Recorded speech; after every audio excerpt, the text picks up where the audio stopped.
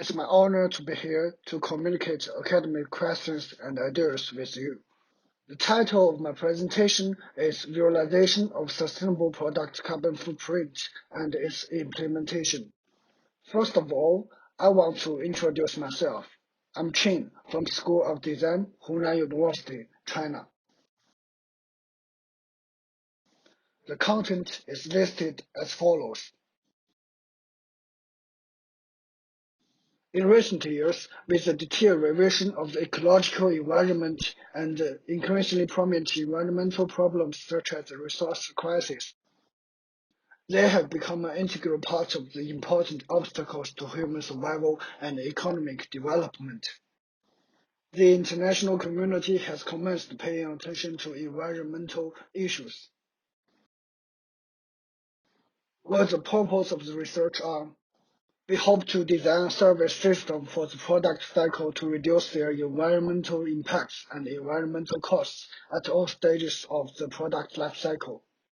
What is more, we want to explore the approaches of promoting sustainable products and its concepts, and we attempt to bring the concepts of environmental attributes, sustainability, carbon footprint labels into the marketing system of goods and the factors that have influence on consumers' consumption decisions.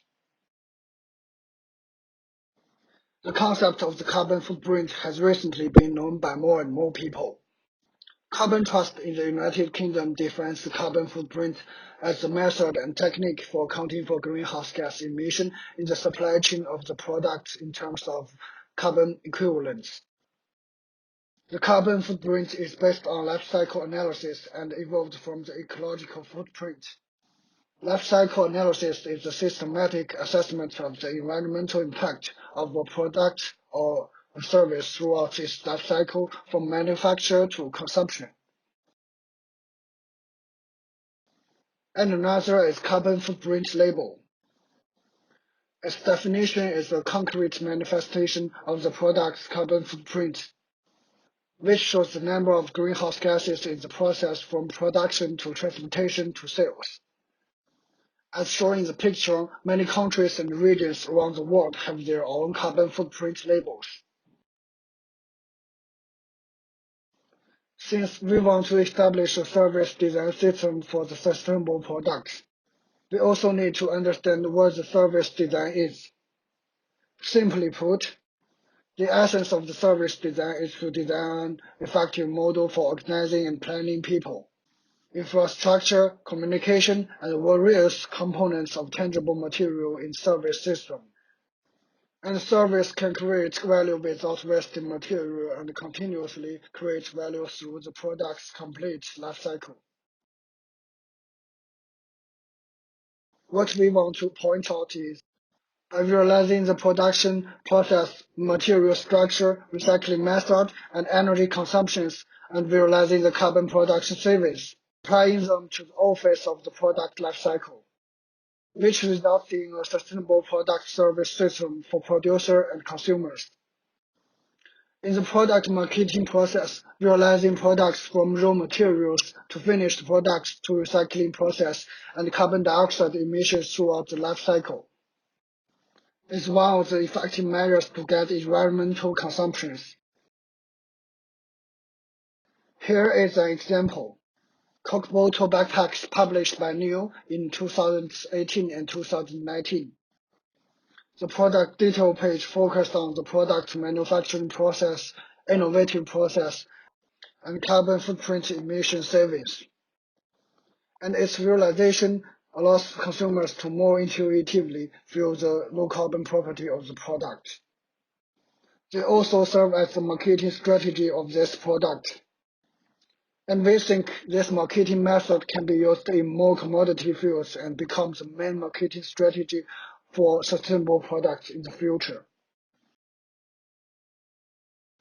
What is more, carbon footprint realization and carbon footprint labels should be combined and applied into the sustainable products. This stimulates customers by showing customers certain attributes of the products, thereby causing the customer's psychological activity, forming an attitude towards the products and ultimately leading to change in behaviors.